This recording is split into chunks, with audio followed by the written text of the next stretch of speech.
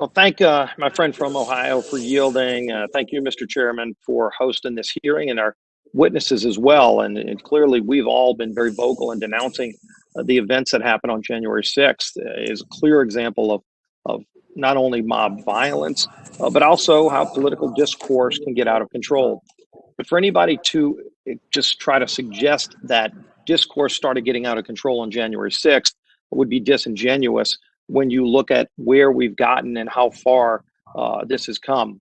I want to take you back to June 14th, 2017, a day that a gunman walked onto a baseball field and shot at over a dozen members of Congress, including myself. There's been a lot of investigation into it. The FBI did a report. The gunman was motivated by hypercharged rhetoric that he was hearing from the left, from high prominent elected officials, as well as media personalities. In fact, Mr. Chairman, there is a report that the FBI did where they included some of the writings of the gunman, where he talked specifically about the people who motivated him and inspired him to commit this shooting, which would have been very deadly if he was successful without the bravery and heroism of Capitol Police. I would like to ask unanimous consent that this be entered into the record, which is the FBI, some of the FBI excerpts from his writings. I enter that not to say that I blame those people that he mentions for his motivation.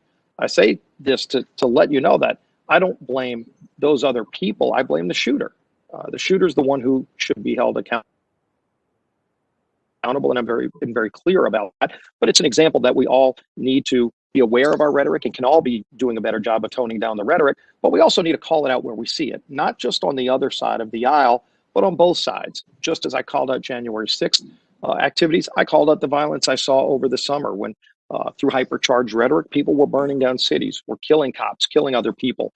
Let's be consistent in calling it out, not trying to suggest disingenuously that it only comes from one side of the political spectrum. Let's be fair and recognize we can all do a better job of encouraging the rhetoric to be toned down, and we all need to call out political violence wherever we see it, because it's not acceptable in America from the left or the right. With that, I yield back.